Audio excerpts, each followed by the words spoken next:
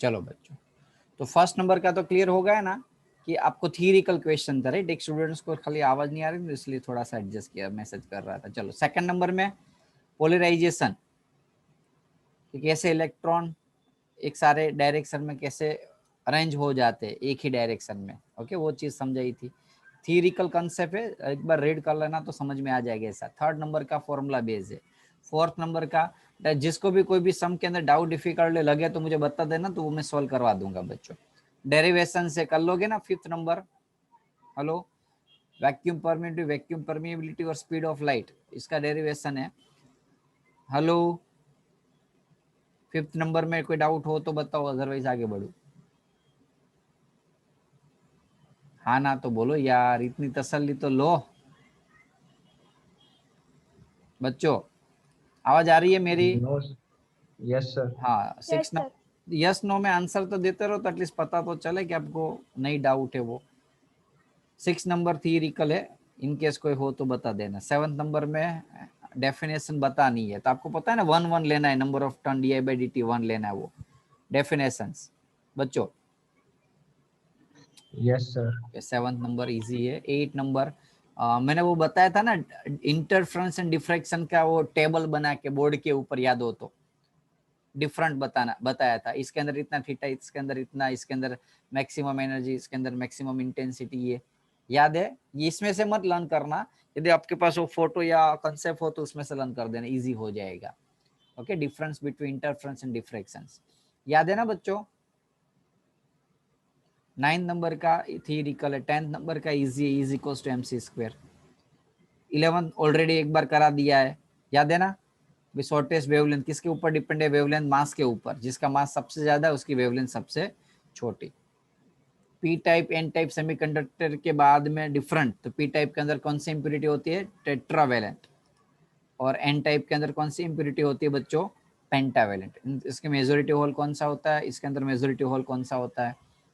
Clear है 12th number का? Yes sir. Okay चलो 13 नंबर, फॉर्मूला क्लियर है, V is equal to E plus I R वाला। Okay, यदि समझ लो एक्स्ट्रा एक्सटर्नल वोल्टेज लगाया हो तो यहाँ आर की जगह क्या हो जाता है? R plus small R plus capital R. Okay, जैसे कि यहाँ लिखा हुआ है, चार्जिंग के टाइम ये प्लस और डिस्चार्जिंग के टाइम माइनस आता है, पता है ना। ये लिमिटेशंस ऑफ ओम्स लॉ, क्या था लिमिटेशंस बच्चों की, याद है ना? बोलो चलो, कौन बता पाएगा limitation of Ohm's law? V2I relation is non linear. एक तो लीनियर नहीं होता, दूसरा एक ही वैल्यू के लिए दो अलग अलग वैल्यू मिलती है, ये कॉन्सेप्ट याद आया। और दूसरा, उस प्रोसेस को रिवर्स करोगे तो ग्राफ चेंज हो जाता है। ये जो चेंज होने वाला कॉन्सेप्ट, वो एक ही टर्म के लिए दो अलग अलग वैल्यू मिलती है, ये वाला सी नंबर का। ओके, सी नंबर का एक ही वैल्यू के लिए दो अलग अलग टर्म्स, एक ही करंट के लिए दो अलग अलग वोल्टेज, या एक ही वोल्टेज के लिए दो अलग अलग करंट, याद है ना सारी चीज बच्चों। 15 number, explain the constructions moving coil galvanometer. Moving coil galvanometer बच्चों, NIB cos थीटा, जो साइन थीटा फॉर्मूला लगा दो, फिगर बना दो, और उसमें आपको पता है ना, जैसे जैसे करंट बढ़ेगा वैसे वैसे उसके अंदर टॉर्क जनरेट होता है, टॉर्क की वजह से वो रोटेट करता है और यहाँ से रीडिंग होता है। क्लियर था मूविंग कोइल गैल्वेनोमीटर बच्चों? Yes sir. ओके, 16 नंबर का सम, कोई डाउट हो तो बोलो। जस्ट नजर इसलिए घुमा रहा हूँ, इनकेस आपने नहीं देखा हो तो पता चलेगा ना सर, प्रैक्टिस तो नहीं की थी लेकिन ये नहीं समझ में आया, तो मैं करा सकूँ मैं। ओके, फटाफट से कंप्लीट कर दूं तो बाद में एमसीक्यू आगे, क्योंकि वो एमसीक्यू जो मैंने दिया ना उसमें सॉल्यूशन नहीं है, ध्यान रखना। लास्ट पेपर के अंदर एटलीस्ट मेहनत करनी पड़ेगी आपको थोड़ी ज्यादा। कितने स्टूडेंट्स ने लास्ट 4 पेपर के एमसीक्यू प्रैक्टिस की है? Rise your hand.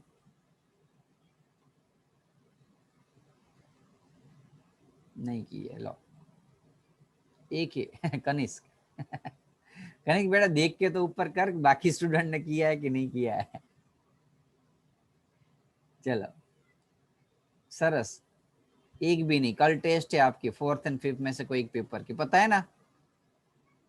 स्कूल की एग्जाम में क्या स्टेटस है? स्कूल की एग्जाम चालू है कि पोस्टपोन हुई है?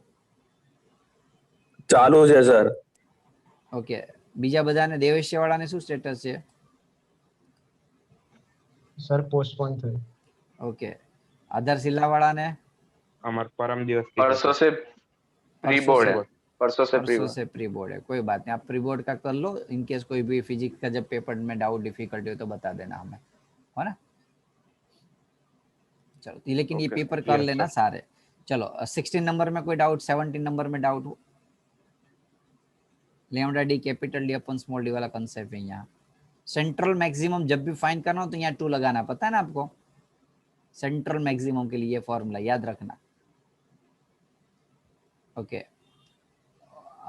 वो फोटो इलेक्ट्रिक इफेक्ट का एक्सपेरिमेंट याद है ना, उन्हें समझाया था। अंदर से गया और बाद में इलेक्ट्रॉन यहाँ से आते आते धक्का लगाते यहाँ पहुंचते थे। बाद में ये एक्सपेरिमेंट, हॉलेज एक्सपेरिमेंट याद है?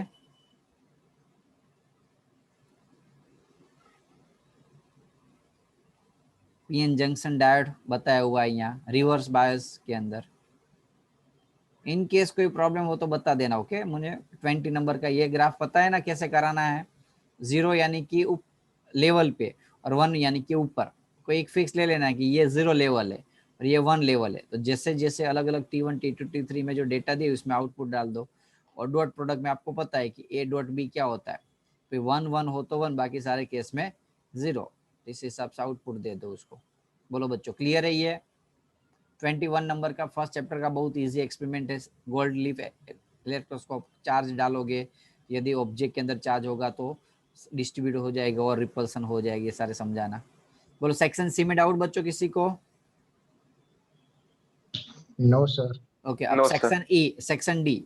सेक्शन डी में आपको ये तो टेक्स्ट बुक का क्वेश्चन है तो ऑलरेडी करा दिया है, इस मेथड से मत करना जिसने आप।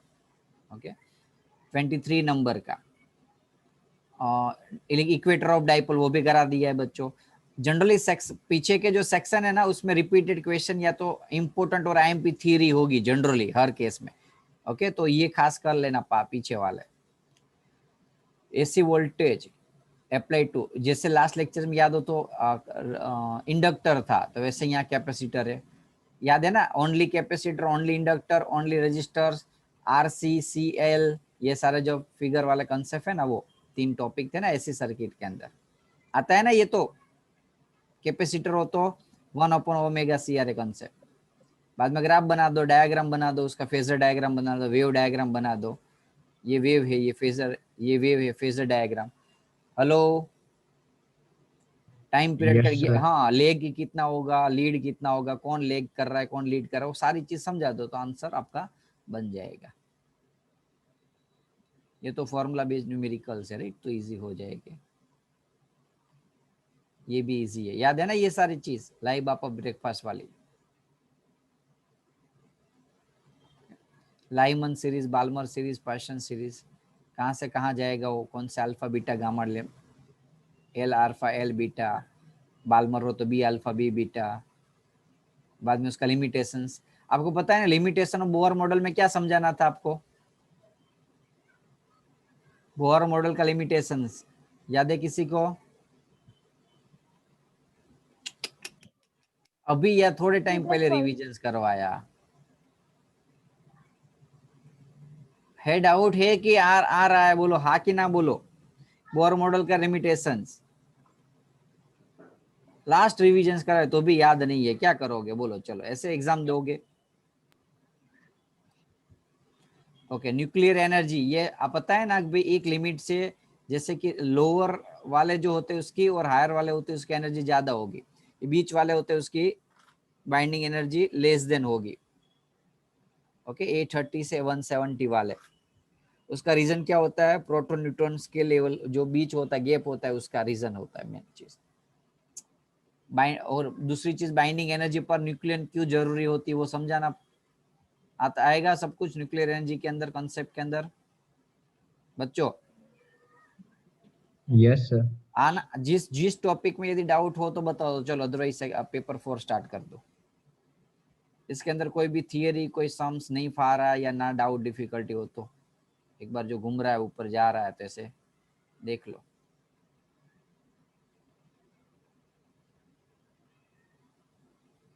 क्लियर है ना? तो पेपर 4 कर देता हूँ। चालो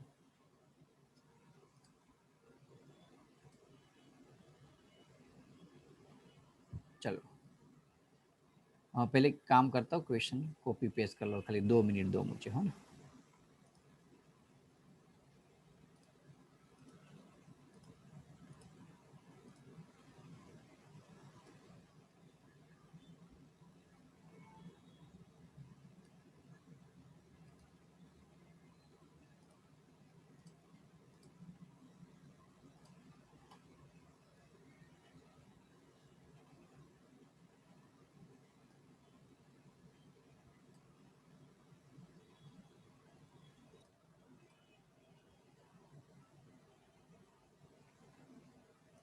फर्स्ट क्वेश्चन रीड करो, पहले आंसर देने का ट्राई करो। आपको आएगा तो ठीक है, नहीं आएगा तो मैं समझा रहा हूं। चलो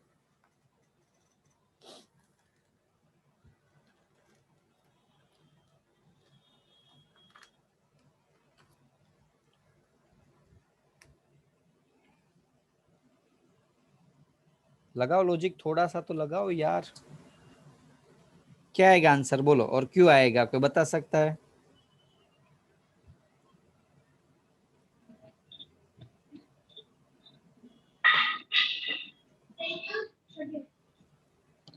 સર સ્ક્રીન પર 11 નંબર દેખાય છે ડાયરેક્ટ. એવું છે? હા સર. Yes sir. अरे एम क्यों नहीं यार, देखाई હવે? હા સર. ओके चलो Yes, बोलो। हाँ बोलो।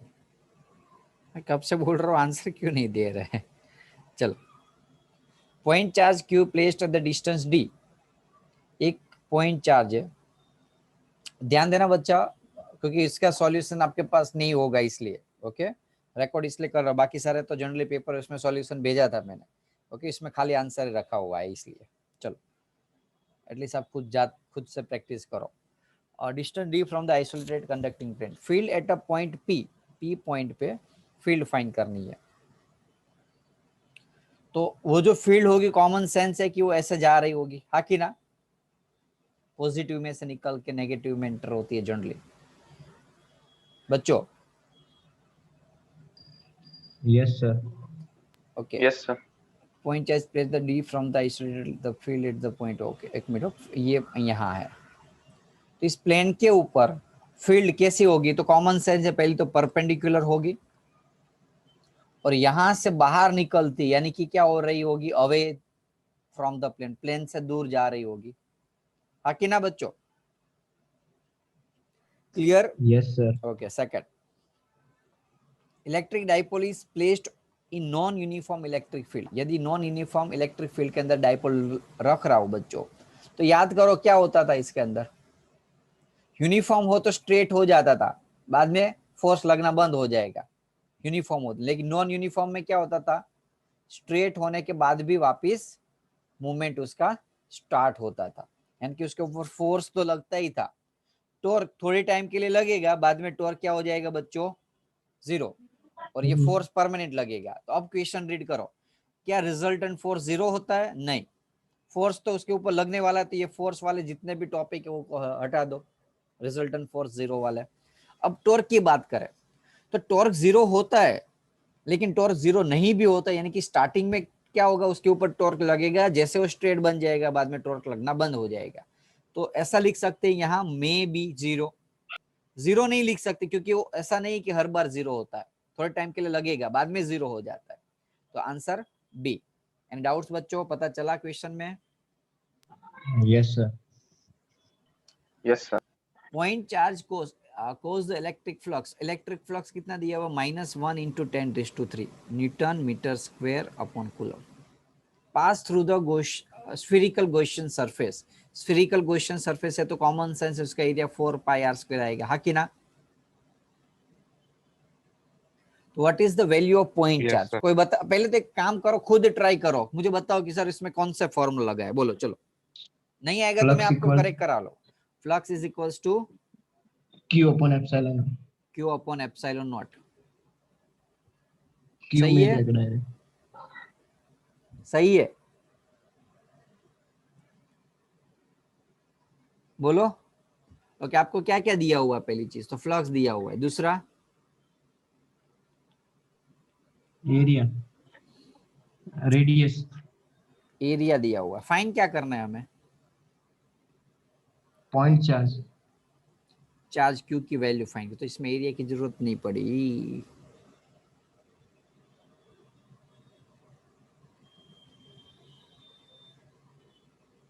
What is the point charge? Q is equals to flux into epsilon naught. तो डायरेक्टली मिल गया ना आपको, समझ में आया? एरिया की जरूरत नहीं पड़ी। देखो फ्लक्स की वैल्यू डाल दो और एप्सिलॉन की वैल्यू डाल दो। बोलो समझ में आया?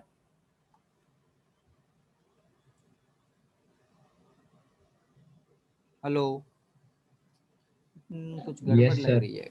देख लो आंसर मैच हो रहा है। हाँ आ जाएगा, आ जाएगा। 8.85 10 टू कितना होता है?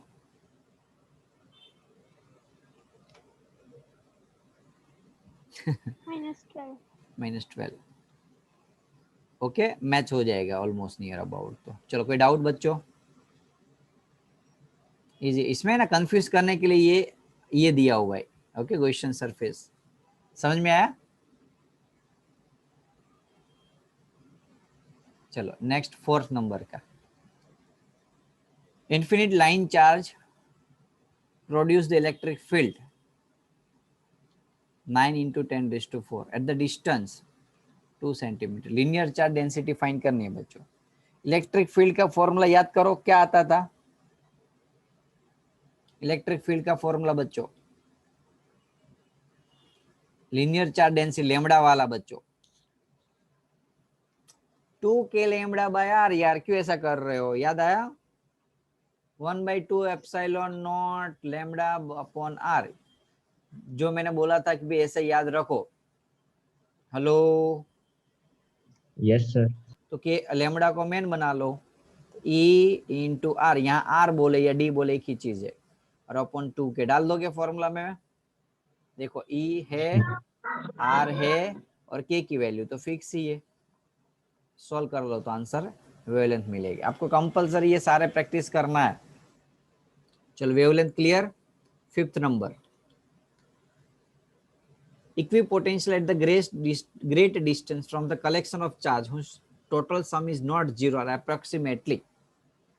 कौन से केस में होगा? एक कॉमन सेंस है कि डिस्टेंस को फॉर्मूला क्या है पोटेंशियल का? के क्यू बाय आर। तो ऐसा कोई पॉइंट चार्ज से सारे डिस्टेंस पे सेम हो, हर एक डायरेक्शन में, हर एक 3D में, तो ऐसे एक ही फिगर बन सकती। कौन सी बच्चों? स्फीयर। तो आंसर क्या आएगा? स्फीयर। एनी डाउट्स बच्चों? स्टूडेंट्स डाउट नो है सर। कोई? ओके चलो 6 नंबर का। Spherical conductors of the radius 12। Radius कितना दिया हुआ है? 12। चार्ज कितना दिया हुआ है? 1.6 into 10⁻⁷ distributed uniformly on its surface. बहु एब्सेंट जो आज स्टूडेंट यार।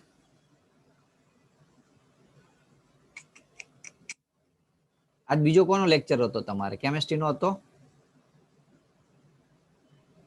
No sir. मेरा अकेला ही लेक्चर है आज टेस्ट होती है नहीं फिजिक्स की।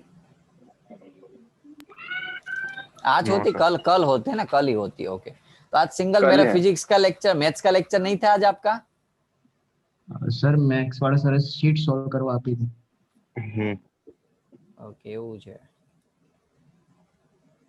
चलो, तो आंसर क्या आएगा? स्फीयर आएगा। 6 नंबर का देखो।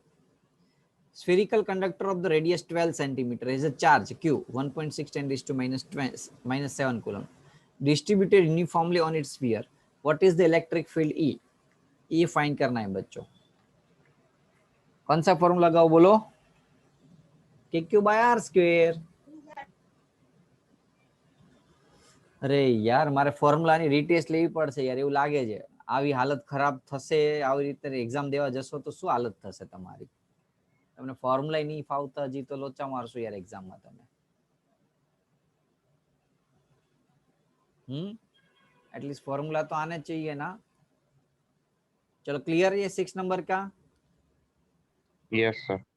के की जगह चार्ज की जगह और डिस्टेंस है 12 centimetre. So what is electric field? 18 centimetre. एक मिनट हो. ओके, यहाँ 18 नहीं, सॉरी 12 नहीं 18 डालना होगा. चलो क्लियर ना. सेंटीमीटर है तो 10⁻². सॉल्व कर लोगे तो आंसर मिल जाएगा. चलो 7 नंबर. अब एक काम करता हूँ, आप ही बोलो. चलो कौन सा फॉर्मूला लगाना वो? 7 नंबर में कौन सा फॉर्मूला लगाओ? Half C square. सी कहाँ दिया है हमें? सॉरी दिया है. हाँ दिया है. और V half C V square. कौन सा लगाना है एनर्जी का formula? Half CV square. Without. No sir. चलो 8 नंबर में बोलो. Which of the following one capacitance of the parallel plate capacitor does not depend? Parallel plate capacitance है वो किसके ऊपर डिपेंड नहीं होता. तो पहले तक पैरेलल प्लेट कैपेसिटेंस का फॉर्मूला क्या होता है? पैरेलल प्लेट कैपेसिटेंस का फॉर्मूला बच्चों.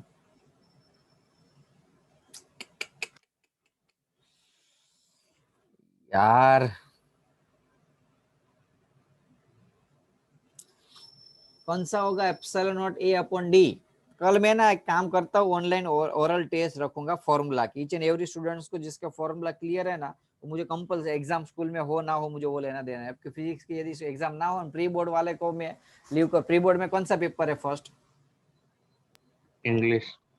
उसके बाद इंग्लिश है सर. उसके बाद Chemistry. केमिस्ट्री. केमिस्ट्री की कौन सी डेट पे है? English के सर एक दिन बाद. एक दिन बाद. ओके, तो एटलीस्ट कर सकते हो ना फिजिक्स का फॉर्मूला तो लर्न. ओके, परसों इंग्लिश के इसलिए कोई टेंशन है नहीं. खाली इतना फॉर्मूला लर्न कर देना हो सके तो. बाकी थोड़ा सा लिबरल रहूंगा आपके लिए. लेकिन गुजरात बोर्ड वाले स्टूडेंट्स तो खास, जिसके स्कूल की एग्जाम नहीं है वो लोग कंपलसरी फॉर्मूला लर्न करेंगे. कल मैं टेस्ट लूंगा उसकी. चलो, क्योंकि आपको ये सिंपल से फॉर्मूला भी नहीं आ रहे तो कैसे सम सोल्व करोगे? एमसीक्यू कैसे सोल्व कर पाओगे एग्जाम में? बोलो अब 8 नंबर का आंसर. ऑलमोस्ट फॉर्मूला तो बता दी, उसके ऊपर से पता चल गया. Option C. Option C right. क्यों ऑप्शन सी आएगा? क्योंकि देखो शेप यानी कि एरिया, तो शेप के ऊपर तो डिपेंड है. डिस्टेंस बिटवीन द प्लेट इसके ऊपर भी डिपेंड है. एरिया के ऊपर भी डिपेंड है. लेकिन यहाँ कहीं भी चार्ज नहीं आ रहा है, इसलिए आंसर क्या आएगा हमारा? Section C. Any doubts? No sir. चलो 9th नंबर का. If equivalent capacitance of the given circuit is 15 microfarad है, C is, बोलो सीरीज के लिए, ये दोनों सीरीज में है तो सीरीज के लिए इक्विवेलेंट कैपेसिटेंस का फॉर्मूला क्या आता है? 1/C1 plus 1/C2. 1/C is equals to 1/C1 plus 1/C2. अब देखो आपके पास C की वैल्यू है, C इक्विवेलेंट की value.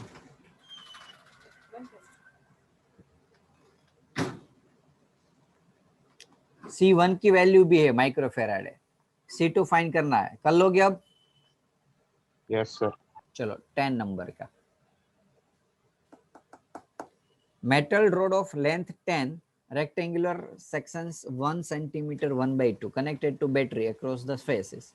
Resistance will be, resistance maximum कौन से केस में होगा वो फाइंड करना है. In which case resistance will be maximum? बोलो. पहले तो रेजिस्टेंस का फॉर्मूला क्या होता है? रो ला, याद आया? Yes sir. ओके, लेंथ तो फिक्स है, हम रो भी फिक्स है, एरिया अलग अलग दिया हुआ है. देखो 1/1 इंटू 1/2, 10 इंटू 1, 10 इंटू 1/2. तो इसमें हमें पता है कि आर की वैल्यू मैक्सिमम कब होगी? बोलो चलो, आर की वैल्यू मैक्सिमम कब होगी? जब ए की value Minimum. Minimum. Inversely proportional है. तो 3 जो केस दिए हुए हैं हमारे पास, वो तीनों 3 केस के अंदर कौन से केस के अंदर एरिया मिनिमम आता है? बोलो. A. ए. समझ में आया? देखो 1 इंटू 1/2 आंसर 1/2 आएगा, इसमें 10 आएगा, इसमें 5 आएगा, तो answer A is most appropriate answer. अच्छा सम था बच्चों. ओके, थोड़ा लॉजिक लगाने वाला सम था 10 नंबर का. समझ में आया पहले तो? Yes sir. पक्का? Yes sir. चलो 11 number.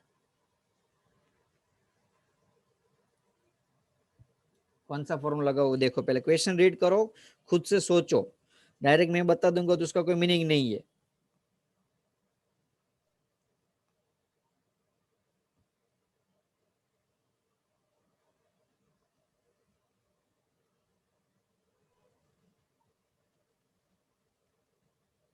I is equal to V upon R plus R. I is equals to, बोलो V 11 upon नंबर R में plus R. आई फाइंड करना है, v upon R plus small r. R. अब बेटा v की जगह में क्या लूं, क्योंकि यहाँ 8 ईएमएफ दिया हुआ है, 120 वोल्ट दिया हुआ है। बोल, क्वेश्चन सही है लेकिन v की जगह में क्या लूं बाद में, क्योंकि 2 वोल्टेज दिया हुआ है, कौन सा लूं? बाकी के स्टूडेंट्स है ना, थोड़े आंसर देते रहो तो पता चले मुझे भी।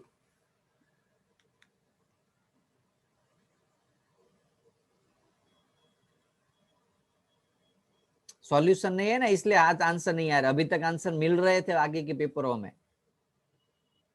सॉल्यूशन में देख के तो कोई भी बोल देता है फॉर्मूला, कुछ भी बोल देगा। अभी एक आंसर आया खाली एक लड़की का। Sir, difference is to potential. Yes, difference in potential. Difference कितना है डिफरेंट दोनों के बीच में, देखो एक 8 वोल्ट है और एक 120 वोल्ट है, दोनों के बीच का डिफरेंट 112 लो। 112. ओके, अब सीरीज में 15.5 और एक है 0.5। इंटरनल रेजिस्टेंस स्मॉल आर दिया हुआ है, ये कैपिटल रेजिस्टेंस है, तो करंट मिल जाएगा। बोलो क्लियर? Yes, sir. ओके, अब एक काम ध्यान रखना, दूसरी चीज, अब देखो मेरे लिए भी मैं आपको फॉर्मूला बता दूं, आंसर मैच हो रहा है तो ठीक है, 90% केस में होगा, लेकिन इन केस 10 एमसीक्यू या 10%, 2-3 एमसीक्यू ऐसे भी निकल जाएंगे। तो मैंने तो बता दिया कि ये फॉर्मूला लगा लो, आंसर आपका ना है, क्योंकि काफी बार मैं भी रॉन्ग हो सकता हूँ। समझ में आ रहा है कि नहीं? तो खुद से प्रैक्टिस करके मुझे ऐसे एमसीक्यू निकाल के दो कि सर ये आपने जो फॉर्मूला लगाया उससे मेरा आंसर नहीं आ रहा है, यानी कि आपका रॉन्ग है, मेरे गलती निकाल के दो, मुझे पता चले आप में से कितना दम है। ओके, क्योंकि प्रैक्टिस तो करोगे ही कल। चलो 12 नंबर का कौन सा फॉर्मूला लगाओ, क्वेश्चन रीड करो पहले।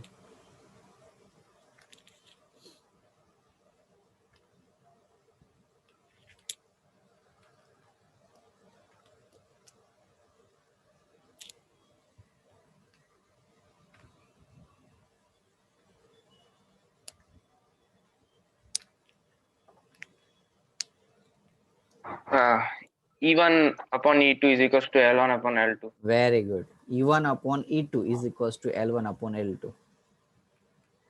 अब देखो E1 कितना दिया हुआ आपको 12 नंबर में, 1.25। थोड़ा जूम करूं तो और पता चलेगा आपको।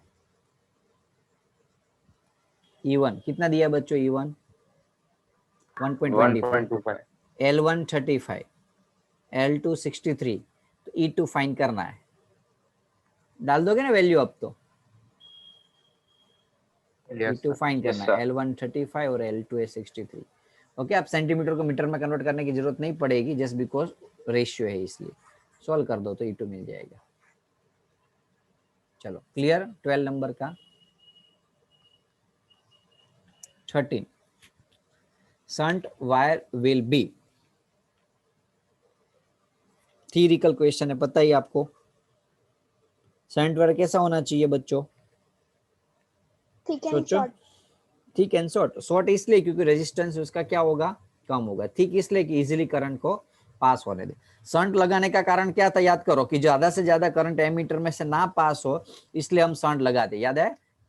सारा करंट ना पास हो, most of the current shunt में से पास होना चाहिए। तो पास कब होगा, जब ज्यादा कम रेजिस्टेंस होगा, इसलिए। एनी डाउट्स बच्चों? ज्यादा करंट कब मिलेगा, कम रेजिस्टेंस होगा। 14 नंबर,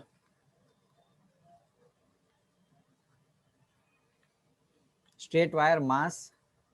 ओके, पहले बोलो, आप बोलो।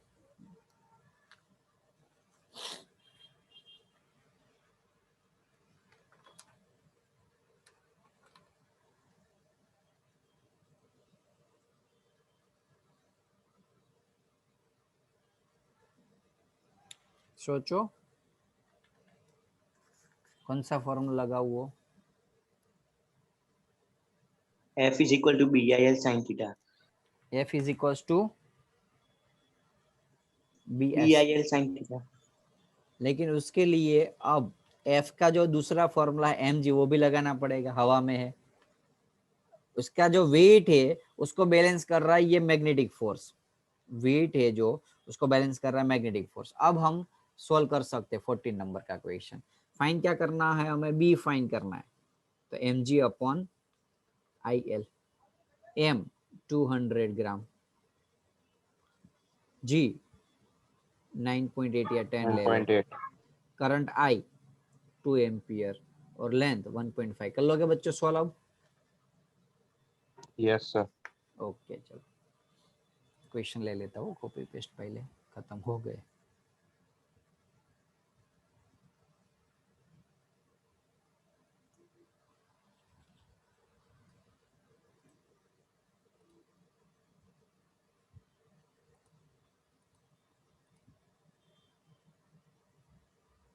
एक काम करो रीजॉइन कर लो, चलो हाँ वैसे 2 मिनट बची तो क्वेश्चन कॉपी पेस्ट करने में चली जाएगी। ओके जैसे मैं ग्रुप के अंदर मैसेज कर ही लो, खाली 2 मिनट के अंदर कर लो, तो 2 मिनट में मैं क्वेश्चन कॉपी पेस्ट कर लेता हूँ।